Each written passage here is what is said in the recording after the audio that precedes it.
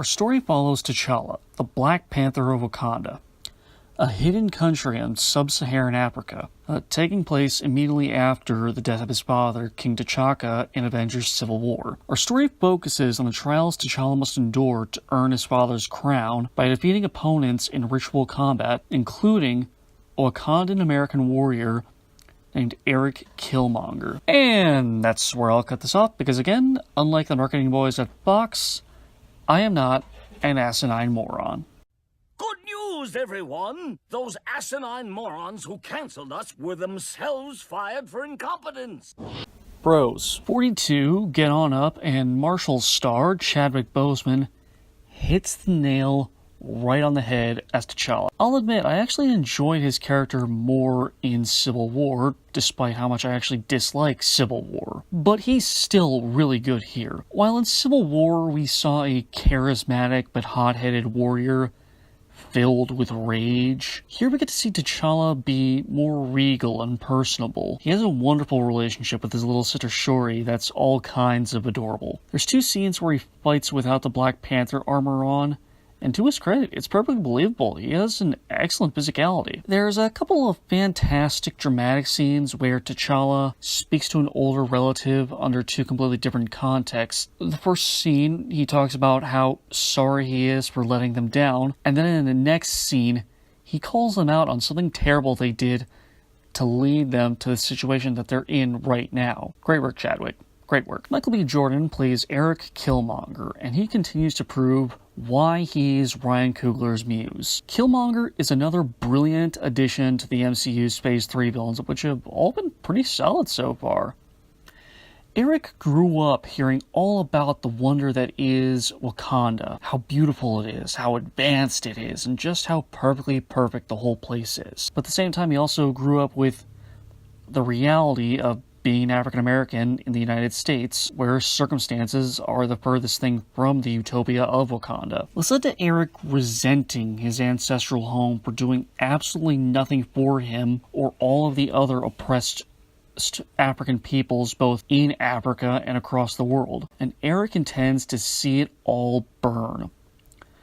Michael makes you feel that 110%. You feel his resentment, and you actually understand where he's coming from, especially if you've seen Ryan and Michael's first film together. Or even if you don't agree with his end goal, well, you can't help but sympathize with the guy. Really nice work from Michael. Really nice work. Leticia Wright, who actually appeared earlier this year in that Liam Neeson movie, The Commuter, plays T'Challa's sister Shuri, and she's probably the most lovable character in the film.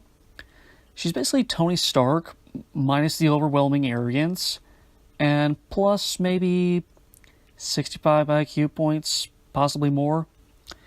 She plays up the annoying little sister angle with T'Challa, and she and Chadwick are greatest siblings. You really believe these two are a family. And she actually has one scene where she gets to play a badass. She's not beating up dudes with her bare hands like her brother. She's just shooting at people with these sound-based hand cannons, but she's still a believable combatant. Leticia looks like she knows what these weapons can do, knows what they do to people, and is fully prepared to use them. There are certain actors who just plain aren't believable in action scenes, even if they don't have to physically fight anyone. But Leticia is not one of these actors. Great work, girl. Great, great work. Forrest Whitaker, who actually produced Fruitvale Station for Ryan back in 2013, plays a Wakandan priest named Juri. His role is kind of small compared to some of the other characters, but Forrest being Forrest, he makes it count. There's a scene where he has to tell T'Challa about something King T'Chaka once did to help him specifically. And you can see that Shuri has a lot of guilt about what happened and really wishes that he could turn back time to change how things happened. Brilliant work as always, Mr. Whitaker. Brilliant work. Lupita Nyong'o, star of 12 Years a Slave, as well as more poppy fare like The Force Awakens and the 2016 live-action Jungle Book remake. Come to think of it, all she needs now is an animated Disney film and a Pixar movie, and she'll have a Disney bingo. She plays Nakia, a Wakandan spy who helps T'Challa throughout the film. Her role is pretty spoiler heavy, so I can't go into too much detail, but what I like about her is that her entire thing is she wants to help people. She doesn't want Wakanda to hoard its resources and technology. She wants to step out from the shadows and take an assertively humanitarian role in the world. I think people like that are what we really need in the world today. We need more people who just want to go out and help people. Danai Gurira from The Walking Dead, a show I've never actually watched, and All Eyes on Me, a film I did watch and wasn't crazy about, plays Okoye, the leader of the Dora Milaje, the King's Guard of Wakanda. Okoye is a pretty stoic character with plenty of excellent physicality from Miss Gurira, or Gurira I should say, sorry. But she has a couple lovely moments of levity, like in one scene where she talks to a fellow Wakandan in her native language about an American third character, and said American asks if Okoye can speak English at all, and she replies in English by saying, "When I feel like it." And without spoiling anything in particular, there's a popular trope that's invoked with her at first, but she actually subverts it in a pretty cool way in the third act. Winston Duke, who played Dwight on Modern Family, and Dominic on Person of Interest, plays M'Baku, the leader of the mountain tribe in Wakanda. And he's something of a boisterous bruiser kind of character. When you first meet him, he's pretty intimidating, but when you see him again, we actually see a very different side to his character that's pretty unexpected. That actually makes for a pretty welcome surprise. And the guy just plain does a pretty good job. Well done. Sterling K. Brown from The People vs. O.J. Simpson, and also a guest star on seasons 2 and 3 of Supernatural, plays Njobu, a character with a bit of an internal conflict about his country and her people. And while Mr. Brown isn't here too long, he really sells you on the feelings he has, and he makes his every single scene count. And I mean count. Martin Freeman from The Hobbit and BBC's Sherlock, and Andy Serkis, the motion capture master, best known for his roles as Caesar in the Planet of the Apes films, and Gollum in the Lord of the Rings series, plays Agent Everett Ross and Ulysses Klaue, or played those characters, reprising their roles from Civil War and Age of Ultron, respectively. And they both do a real good job now that they have a little more room to shine. Everett is a pretty stern but affable character who definitely has a soft spot for T'Challa, and he gets a couple moments to show how awesome he really is. He even has an important role in the climax.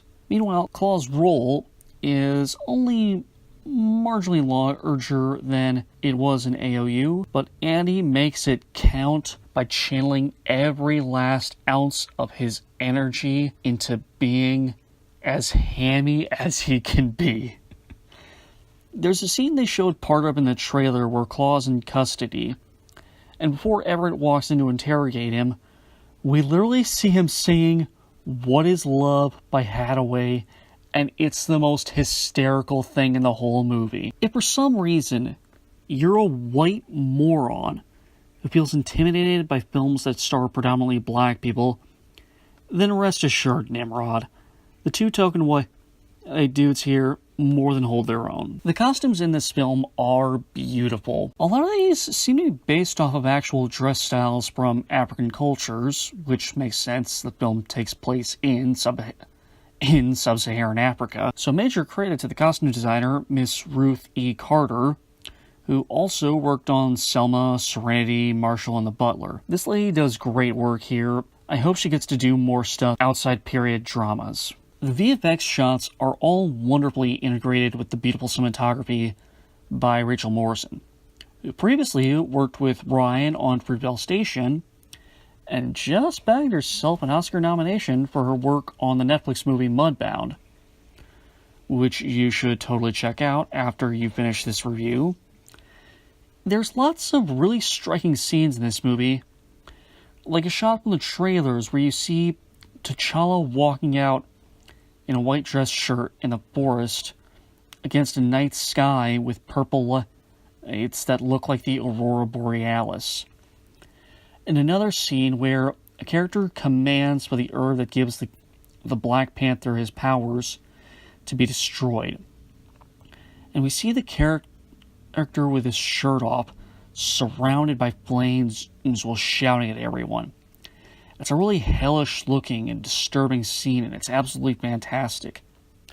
If Roger Deakins doesn't win the Oscar for Best Cinematography this year, then I hope that goes to Rachel instead. The final battle is your standard CGI battle between two characters with similar powers, but the rest of the action is pretty awesome, and I'm not even dissing that scene in particular. There's an especially great car chase between T'Challa and Claw during the second act that we see part of in the trailers. And the tribal duels T'Challa fights in for his crown are both excellent. And I'd say the action here is probably one of the more solid entries in the MCU. Speaking of the MCU, you might be curious about the post-credit scenes. They're both pretty darn good. The mid-credits scene is just a follow-up on the final thread of the film, and the post-credits scene proper is a follow-up on a character we haven't seen in a hot minute that you might be curious about. But your mileage may vary on that one depending on how excited you are for the next movie in this franchise. And I don't mean Black Panther 2. But that is the extent of what I will say right now. Cons.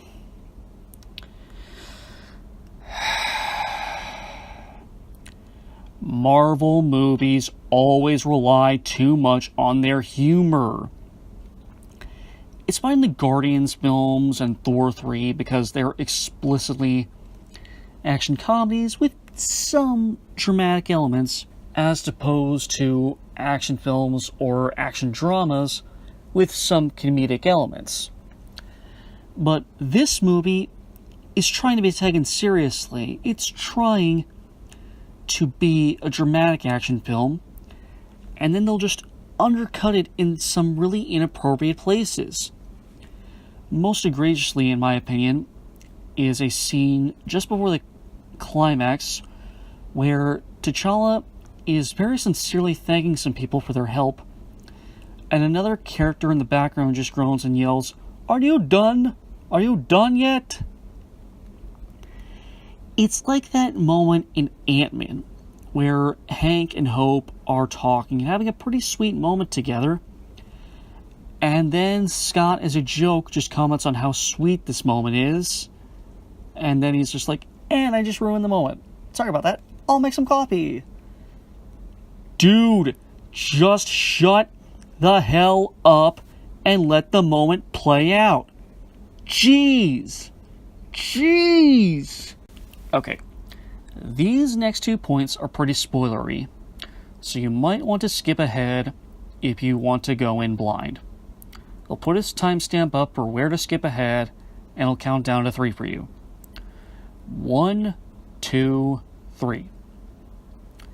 Okay, so in the second act, T'Challa, Okoye, and Nakia all try to grab Claw and bring him back to Wakanda to stand on trial for terrorist acts, basically. The mission goes bad and Claw escapes, and Daniel Kaluuya's character W'Kabi gets all pissy with T'Challa for letting him slip.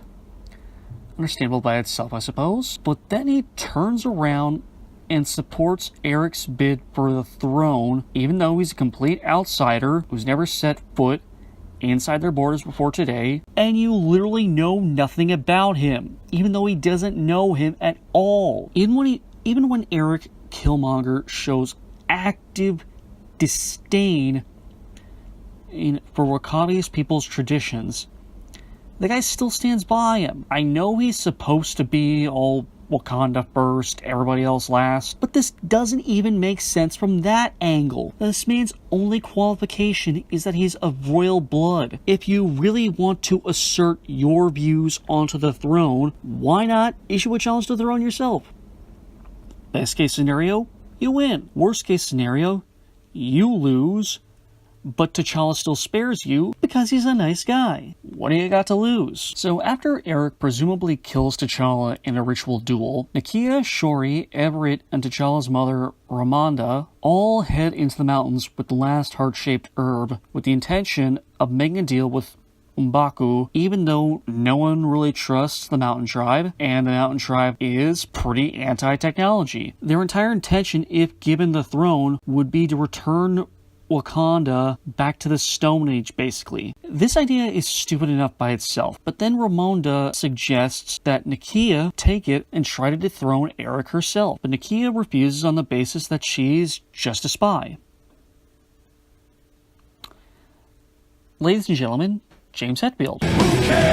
Thank you, James. You literally have the support of the royal family. You were close friends with T'Challa before he was thought dead, and you were a born and raised Wakandan. If you challenged Eric, the only person who probably wouldn't support you is W'Kabi. But if you're the only Black Panther left now, well, he'll just have to deal with it. Nakia herself said she thinks she'd be a good queen if she wanted to rule. So why not take the job? If your only concern is that you're a spy, well, that shouldn't be too much of an issue in a universe where two spies are literally part of the freaking Avengers. You know, those people who fought off an alien invasion and a frickin' robot apocalypse. If T'Challa's dead and your only other option is a technophobe who lives in the mountains, then why not give it a shot? Okay, no more spoilers.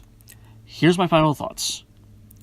Black Panther is a really good movie, but the disappointing thing is how much better I thought it was going to be. I loved Creed so damn much. I loved T'Challa in all the Black Panther stuff we saw in Civil War, and I loved so many members of this cast. I thought this was going to be practically the best movie ever, but no. It's just a really good movie with some pretty annoying issues. It still has an awesome cast. It still has visually striking imagery, and it has some pretty fantastic lines, especially from Michael as Killmonger. So with that all said, I'm going to give Black Panther a 3.75 out of 5. Alrighty. So for my next project, I'm going to move away from the big franchises for a little bit and talk about something that you probably don't care about. I'm going to be tackling a movie called Last Flag Flying, directed by Richard Linklater. Then I'm going to do something a little different. I'm going to compare two different movies with the same basic premise. The movies in question are the 2016 HBO TV movie, All the Way, starring Bryan Cranston as President Lyndon B. Johnson, and the 2017 theatrical release from director Rob Reiner, LBJ, starring Woody Harrelson as the titular president. And after that, I'll have something special planned that I won't spoil yet. But I'll give you guys a hint. It involves one particular actor that I mentioned in one of my Zack Snyder reviews. But that is all I'll say. Thank you as always for watching. If you appreciated my review, feel free to comment and leave a like. If you're new to this channel, click subscribe and check out the rest of my reviews. And stay tuned for more videos. Woodstock, out.